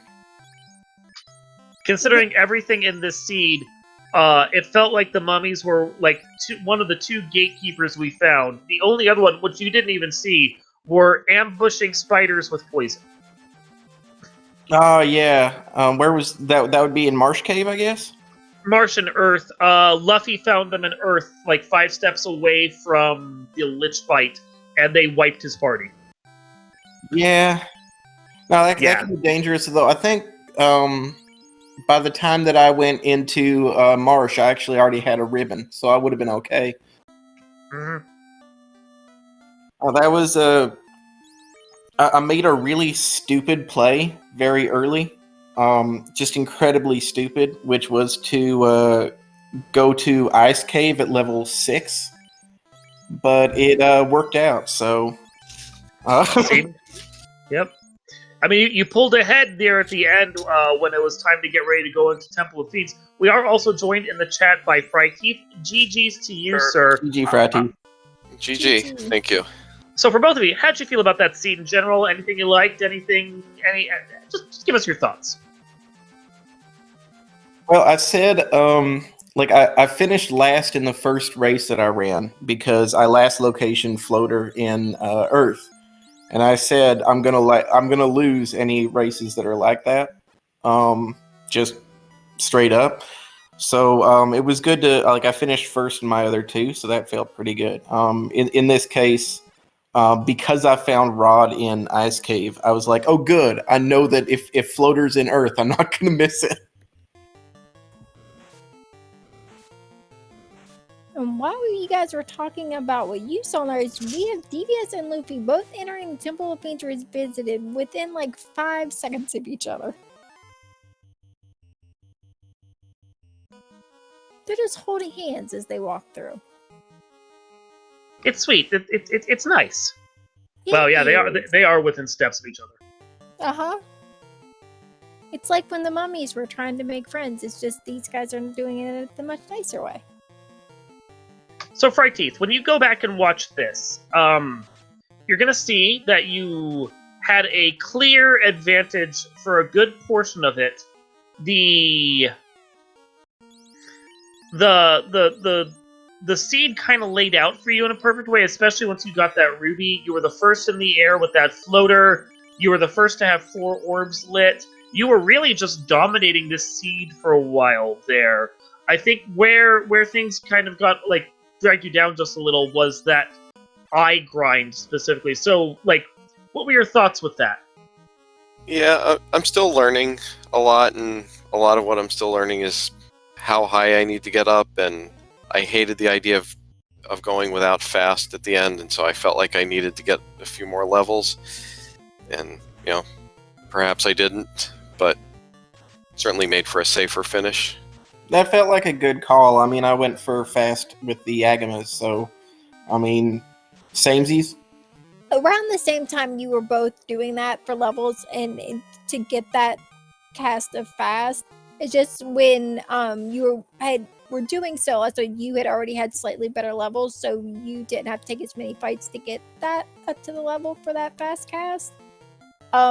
Friday, when you started yours, you were a few levels lower than Lastoid was when he started his, because he went into Volcano and then took that fight with the Agamas and stuff when you went to do the eye grind for just a bit in Ordeal. So, like, you both were really, really close going in, kind of like TBS and Luffy are now, just with a slight bit more of a difference. But yeah, feel really bad for you, Friday, because, like, you saw that Oxyale didn't have the money, went to Waterfall, left Waterfall, still didn't have the money, and I'm like, oh no. But it kind of turned out to be a good-ish kind of thing, because when it bounced you out of there, you got the ruby, and it got you in the air first, so. Yeah, I mean, even if I'd had the money, I wasn't going to dive Sea Shrine at that point. I didn't have bracket, and my levels were too low, so didn't end up being a big deal. It did all work out for you. I had to be very wary of that ruby. Like, I knew it could be the floater, but it also could be a trap. So I had to, like I just had to full clear the whole area before I could leave. Yeah, when I found that ruby, I think the only other place that I could have gone at that point was Ice Cave, and I just had decided to save that for later. Your routing in those seed Fright Teeth was, like, spot on. It was fantastic. Like, some of it was because you just didn't have the money and it worked out in your favor, but it all did come together, I think. Last one, you took a little longer to get around the world, but managed to catch up there at the end. Like, you just picked up steam and started trucking through all of it. And that last push is what definitely carried you over the finish line. Yeah, I mean, I found a ribbon and a power bonk early. No, I found the defense sword and power bonk early, and I was like, I don't need anything else. So, like, every time I checked a chest, I was like, battle Astoid, you don't need this. You know, if you go back and watch, Danny and I were literally saying just that. Yeah, he's got everything he needs. He could get ice armor and be just fine at this point. Yeah, I mean, I took a few, like, I took some chests on Sky Palace because I was looking for levels, but mostly I was like, I'm fine with what I have, you know? The only thing I was worried about was a potential slow 2 cast, so that's why I had to get that one charge of fast, because I was like, the worst case scenario is just wipe into Chaos or to Tiamat 2 or something, because they throw a slow 2 out at my fighter. Yeah, and that was some of the other reason I went for some more levels, was I couldn't find any of those items, and so it was the insurance of that, not having defense or white shirt or anything like that. Well, between the gear you found just easily along the path and the magic that was provided, this certainly felt like a fighter seed. Was that your hope? Is fighter the comp you're normally going to play with these guys, or were there any thoughts about maybe taking a black belt? Who's that for? Either of you or both. I'm never going to take a black belt. Just the way these seeds are playing out, you're going to check enough chests that you're going to get something with the fighter. Because Mass Mune is incentivized, you're always going to have a swingable sword. So it just feels like you're naturally, with the way everything's going to go, you're naturally going to hit 24 without having to grind. So it felt a little silly to take a black belt and then force yourself into a grind of 32. But Cheeseinator, of course, will disagree. As we saw in chat, Cheeseinator says he did take the black belt, didn't have fast or the bonk, or the defense sword, and managed to come in a fairly close second place. Yeah, it's the Massmune being incentivized is what I think is the difference. I think Cheesinator's a faster runner than I am, and if I think if he went fighter this seed, he probably would have finished faster than I did. Righty, thoughts on the black belt? Yeah, pretty similar thoughts. I've gone back and forth. Before this one, I was doing some practice with black belt, and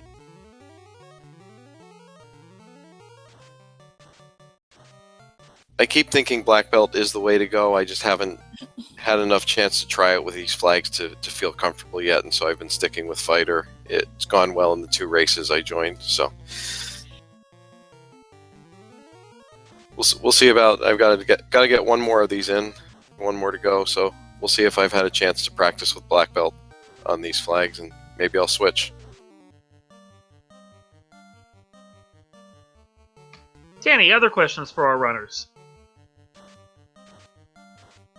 I can't think of anything. Like, they've addressed pretty much anything I would have asked. I'm watching our on-screen runners. We got Luffy and Jay Cooper taking on double Kraken 2 fights. Poor DVS, during his, saw some nasty that occurred, wiped everybody but his white mage, and then Kraken's like, oh, you've got only a white mage. Well, here's some nuke. And set him back to the beginning. So he's redoing his dive, but Luffy getting through Kraken 2, headed to Tia 2. And Shadow Flame's getting his cube. And looks like that's all he needed to get into, you know, Mirage and Sky and take down Tia 2. So should hopefully not be too terribly long behind our other runners who are in Topher right now. Mm-hmm. I think it's interesting. Luffy took the time to grab life for the night, which definitely worked out here, but didn't take the time to turn that herb in, which I believe is what wind up being the Massmune. So it looks like he's the Zoro there is swinging the defense sword, which I mean can work power bonk, but yeah, I noticed that he had the defense sword as well. Ribbon led to, or the herb led to Ribbon through the adamant, but the crown, which was in crown yeah, that was Connery locked. Well, it's really weird if you go back, and this is not to harp on Luffy. Luffy has been doing really well, all things considered. They checked a lot of chests, but didn't do the turn-ins for the Masamune, which is it's something I want to talk to them about when they come into the room with us, because that's a strange set of moves that they made, all things considered. It was also his last turn-ins, and, you know, getting in the air last, he may have felt just that bit of pressure trying to catch up. Like, hey, I've got a sword that'll work. These are turn-ins that were nice, but aren't necessary. Like, which all makes sense. Yeah, which if he thought, you know, hey, I can make what I've got work. This is what we're doing. Like, I can see why he would make that play. I understand and tend to agree somewhat. I mean, obviously, I didn't grab life for the night, and there are a few other safety things that I didn't do. Like my white mage didn't wind up learning Invis 2, but I feel like when it comes to grabbing something, if you can prevent a wipe in Topher, then it's always worth. Right? So, like, as soon as you've wiped once, it's one of those things. Like, you couldn't have predicted that necessarily, but I always feel like that's the thing that makes me ask myself questions. And Massmune is easily the most important single piece of equipment when it comes to getting Topher done, unless you have a black belt. And when it's guaranteed. Swords. You're saying, Danny? I'm sorry, I talked over you. Then who needs swords? Well, for the first few levels there, even the black belt. I'm not gonna lie. I am horrible at playing black belts. I see, you know, like when people's like what they're good for, I see like the potential they have, and I know that they are great when you are good at it. I am not. And more often in a flag set where, like, if I find something like that, or I'm playing one where, you know you're going to get the Mazda, but I take a black belt, unless, like, I'm sure or whatever, there is a very good chance I would have played these flags and with a black belt, moseyed my happy rear into Topher at, like, with a level 20-something black belt wielding a Mazda. Like, I'm not going to lie. That's probably what would have happened. 'cause I'm not good at it. Is your rear generally happy? Well, depends on the flags I'm playing. These are pretty good. These I don't mind. No, these are pretty fun. You got Luffy throwing out a gutsy Brack just to see if it sticks. It does not. Starting to get his buffing out. Jay Coper, meanwhile, also in the same fight, taking on his Chaos, getting his buffs out, thinking about what he wants to do. It's going to be a neck-and-neck race between the two of them. That is for sure.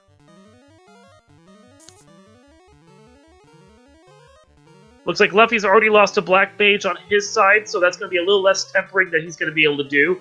But still getting the defenses out, getting the basic buffs down. Still getting tempers going from the Jay Coper's party out there. Not sure who he's tempering. I'm sure it's... I'd be willing to bet it's the fighter, but I haven't... Yeah, there we go. Okay, it's the fighter. Yeah, though he does have a thief, so he's got a katana, and it was an option for him to use that as well. Yeah. Doesn't look like he actually has Defense Sword, though. Must not have picked it up from Earth 2. So he's been using Ruse for this fight. It's hard to imagine skipping katana, because obviously Floater was in Ordeals and was required, and katana was in Ordeals. So I'd imagine that Coper has katana as well.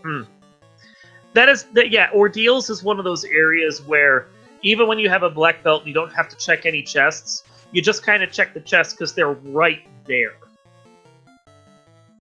Yeah, if you skip the Ordeals chests, you're very, very confident that you need those like 12 seconds. Yeah. I think I've done it once, but most of the time I'm just like, I'm here, why not? Maybe there's something.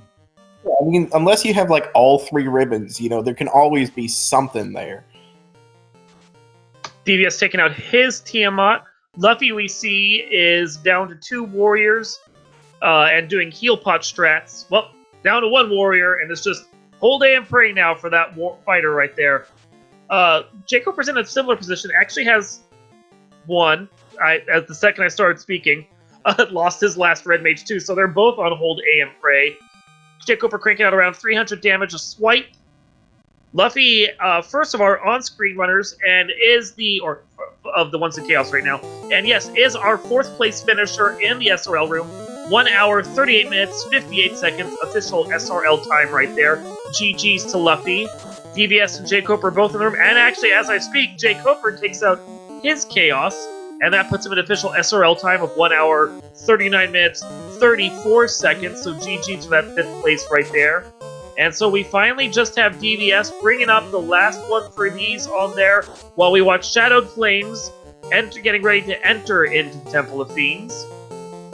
Turning in their Adamant, getting their ribbon. DVS getting his buffs and his debuffs going. Gonna see everyone throwing up their ruses, their tempers, their locks. Get Chaos in a position where he can't hit them, but they can hit him. Already cranking out 5 hits for 431 damage.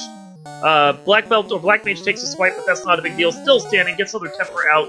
Another swipe. Big hit, 5 hits, 590 damage. Ice 3 takes out the Black Mage, but he did his job at this point. Another couple hits. Fighter shuts down. 5 hits, 490. Chaos misses. Fight weight. Fire 2 chip damage. Sword swipe, 5 hits for 489 damage. 1 more hit should probably do it. And it does. 5 hits, 657 damage, and that takes out DVS's Chaos. Official SRL time of 1 hour, 40 minutes, 19 seconds. DVS is the 6th of our runners to finish up this race. And as soon as that happened, Shadowed Flames forfeited from the race, decided they just want to take their quick 7th place. Can't say I blame them. GG's to all our runners who have already finished, and those that were on screen. We'll see if we can get any of them in for an interview to add to our collection. Yeah, GG to everybody. I went ahead because I wasn't sure about how invites were going. We're having some bot issues, so I went ahead mainly and I sent out all the invites. So we should be getting a couple of new folks in here soon. I'm gonna jump out. So just thanks for the commentary and the tracking and the restream, and GG's to everyone again, and see you for the next one. GG's Fried Teeth. GG's Fried Teeth. what I'll say. It was really cool. We wound up having 3 simultaneous chaos fights on stream, and it's always good when things get that close and that nail bitey. Yeah, you don't see that often. And from start to finish, we're looking at basically a 20-minute difference between first place and 7th place. That's a really tight grouping, all things considered, especially for flags that kind of made you sail around the world for a little while. And we're joined in chat by DVS, who just finished. GG's, DVS. How did you feel about all of that? At the beginning, I felt great. And as soon as I hit waterfall, everything pretty much fell apart. So, yeah, I mean, I think everything was fantastic until I hit waterfall, and I think I lost probably 15 minutes, 20 minutes in waterfall, and then like 5 minutes on the Kraken wipe, and then just kind of like everything fell apart from there. We're also joined in chat by Luffy. Luffy, GG's. How'd you feel about that seed? Hey, man. GG's. Thank you. That was interesting. It was interesting. So tell us about your runs. What do you think you did well? What do you think you kind of maybe didn't do well between the two of you? I have to really learn to listen to my gut, because the first time I went into that waterfall, I actually purposefully waited for the robot to get on the trap tile to get the slab, and decided I would just give the mummy tile a shot. And 20 minutes later, I walked out with no slab, tried to get Kraken, and then that was just RNG. Like all of my 5 or so bracks missed. But like right there, like that whole segment, if I could hit the reset button and actually exit out, like my gut told me to, be like 15, 20 minutes, I think. But yeah, other than that, like everything on the beginning and end of it, I thought was okay though. Those mummies were like going to be incredibly swingy, because that trap tile can include anywhere from 8 to 0 mummies. Yeah. You know, and it was real ambush happy. So it was one of those things where you can just get unlucky and have it wipe you a few times. I took 2 wipes to it myself. Yeah. Watching your Kraken fight, it felt real bad, because you were on the screen. Well, it would have felt bad regardless. But there was also 2 other runners on the screen at the same time, who had much easier Kraken fights, whose bracks worked. Yeah. Yeah, well, and then my second time against Kraken, it was first turn brack, and that was the end of the fight. Because that's how the game says. Yeah. Well, and I saw a comment from Classic Gamer 76 who said either DVS has extraordinarily bad luck or no ribbon on the night. And both of them were true, because I had really bad luck getting that knight taken out. Yeah. I checked on Hackster, and Kraken 2 only had 1,000 HP. So like I needed maybe 1 or 2 more of those Zeus gauntlet throws before Kraken 2 went down. So yeah, bad luck. But that's all right.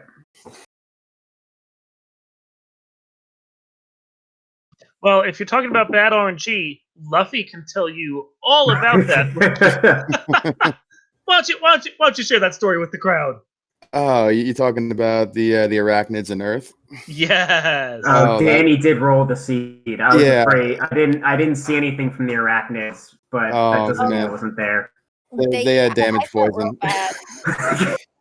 I was like literally steps from Lich, and talking about RNG, I'm sitting there. I can't remember the last time I played a seed without NPC guillotine. So I'm being blocked by the red bat, just kind of sitting there trying to get around him. And as I'm in the hallway right before Lich, I get the arachnids, and I saw they had cure earlier. So I'm like, all right, this is going to be annoying. And then they just decided to all throw out like 6 of them throwing out damage poison and just wipe my party. And sitting there after that happens, looking at my screen for like 5 seconds, like what just happened? Yeah, we felt you on that one. That was painful. Really talking Yeah. before that about like a race we've been in the Duck Derby Dark Moon and I were in where like Arachnids had Blaze. It was awful. Like it Yeah. was that seed was so bad. And then we're like, oh no. Yeah. We mentioned Then Arachnids with bad things and then they did bad things. I was trying to remember who rolled the Shut seed. up. Well, I see, tried to I still remember have who rolled the seed, PTSD and when I about. remembered it was Danny. Oof. I feel like I should like find that one seed because I was restreamed that race, and like every time I do something bad to like a racer, just send them that link so they can watch me suffer for 2.5 hours. Yeah. Yeah. Yeah, we all But yeah, have I our felt real bad. PTSD moments. I still can't see Arachnids without wincing. Whether I'm Yeah. playing, someone else is playing. It's just I'll no. I'll never look at them the same again, especially when you roll another seed. That was special. Mine's the cockatrices in Earth because I think it was against the when I challenged Spellzap in Iron Gall, they had nuke, and I got nuked like 8 times trying to walk out of Earth. It was horrible. Oh man! So like I actually freak out more about cockatrices than I do about arachnids now. My personal one is frost wolves because like they'll kill you in Ice Cave and then you'll forget about them until you run into them in Topher. And I don't know. I've had just a few seeds where frost wolves have been the bane of my existence. One including one where they like were literally casting I think Bane, or it might have been Toxic or something, but just completely wiping everybody. All right. Well, we are at the just about 2-hour mark at this point, and I think we've gotten just about everyone in here that's going to come in and chat with us. So, GG's to all our runners. Let's do some final thoughts, and let's start with our winner of this race, Elastoid. Yeah. Well, big shout out to our trackers. Big shout out to obviously Groggy for tracking, Danny and Dark Moon. Thank you for commentating. Danny, thank you for rolling this seed because I didn't see any of it. Well, I saw it, but I didn't have any trouble with any of the crap that people did.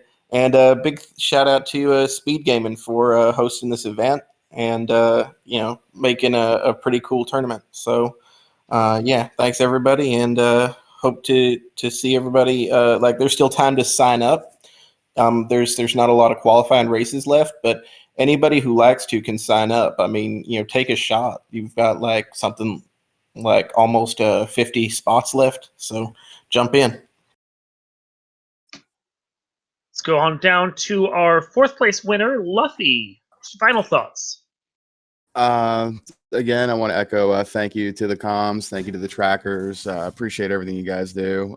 Thank you to the randomizer community. You guys have been great ever since I popped in a few months ago, learning everything. Advice to people that are new: read your flags. I've been playing a lot of Chaos Rush and forgot to realize that the mata was incentive, and that's why I opened so many boxes. And then by the time I realized that it was incentive, I was like, oh, well, you know what? I got the Sun Sword. Let me just make this work with the Power Bonk and the Defense Sword. I just got lucky. So read your flags, do your homework, and, have some fun. This community's been great. Everybody's, fantastic. So thanks, everybody. And then finally, DVS. Final thoughts. Yeah, just keep on keeping on. Don't take yourself too seriously all the time. Make sure you have fun when you play this stuff. Danny, my co-commentator in crime, any final thoughts? You're welcome to those who thanked me for the seed. I'm sorry to those who suffered from it. I promise. All I do is click the button. I think happy thoughts when I do it, but once the button's clicked, I know not what I do. But yeah, thanks to all the guys, everyone who came out and ran today. You guys put on like a great race. To everybody who hung out in chat. Like, there's so many people who do every time we do a race. It's great. SG for having us. We love everybody at SG. They let us host our shenanigans here all the time, and it's great that we get to be a part of SG Live this year. Groggy for tracking. I still think you should have switched me places into comms, but appreciate it because you're great at both. Dark Moon, as always, it's fun doing comms with you. Yay! Captain Eager Pants and Wonder Wheels. It's a great time. comms It's a team great time. extraordinaire. No, but yeah, today was fun, so I appreciate you doing comms with me. Heck yeah, anytime, Danny. Absolutely. So we want to thank everyone for coming out and watching this. Thanks, Speed Gaming, for hosting this. And we are looking forward to it's like about a week from now almost. We will actually be starting the official run for this. We have one more qualifier next week. The second or the third, I think, Danny? Yeah, well, actually, I'm just going to run through a couple things real quick that we have coming up. Our go for it. Our Fall League semifinals race 3 is tomorrow night, 9 p.m. on Randomania. Semifinals race 4 is here on an SG channel Saturday at 1 p.m. After that, we will know who's in our finals, and our Fall League finals will take place next week. Also, next week, Monday night, is our SG Live Qualifier race number 10. It's our last one, and then right after that race, we will have all our people in qualifiers. Everybody signed up. We will be assigning pods, and SG Live, our tournament starts November 7th. So a lot of big things coming up the next week and a half. We're busy over in the FFR world, but it's exciting and lots of fun things coming up. So it's gonna be a blast. Yeah. Join the Discord, get the spectator role, then you won't miss any races. Please. I ping with all the races. Yes, please come join us in the Discord. You can find the randomizer itself, as well as links to our Discord and our development Discord at FinalFantasyRandomizer.com. And then you can come join the community, be a part of everything we have going on, watch the Speed Gaming Live tournament that's going to be happening starting on the 7th of next week and blasting out through the entirety of next week. And then all of our runners are probably going to be very, very tired. I'm going to be working behind the scenes, and I know I'm going to be tired after like a week's worth of tournaments and marathon and everything else. And then we will probably be taking like a month of just relaxation time and running some basic flags. And then from there, I think, Danny, we've got the Duck Derby coming up, and that's going to be exciting. So if you're a new player and you're interested in joining the community, please join, because we've got our Duckling Boot Camp that will be starting up for you to learn the randomizer, and then a tournament of all of our new people for them to get their little flippers wet and be a big part of the community. But it's fun. Yeah, the Duck Boot Camp, our Duckling Boot Camp starts.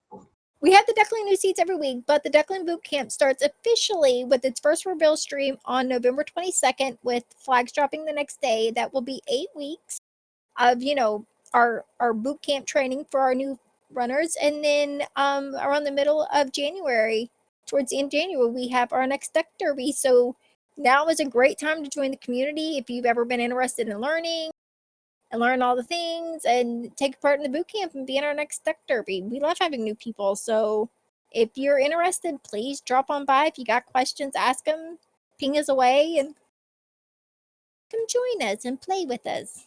Yeah, we had, from our last Duck Derby, our current reigning Duckling Supreme. I love that title. That was Sir Link-a-Lot. He trained up in the Duck Boot Camp, competed and won the Duck Derby, and then went on to win with his partner Thunder in the co-op tournament, and is currently in, I think, third place with his new team in the Fall League that we have going on right there. So as you can see, our Duckling Boot Camp can actually get you up into fighting, flipping little flipper shape right there. So yeah. Anyway, with that, we're going to release the channel. Flipping little flippers, by the way. I'm flipping just picturing me just flip. I don't know. For some reason, it feels weird to me. But yeah, I love the Duckling program. I came through it at the same time as Link. So. What were you saying, Danny? I said Groggy if Dark Moon slips, hit the button. I've been careful. Thank you. But with that, we are going to release the channel back to Speed Gaming and thank them for hosting us. If you like what you're seeing, come join the community. We have links to our YouTube in the community as well, so you can catch up on everything we've done. And we will see you guys next week for the last of these qualifiers, as well as for our Fall League. So actually, that's going to be moving on through this week and next week. So until the next time, thank you for watching, and we will see you next time.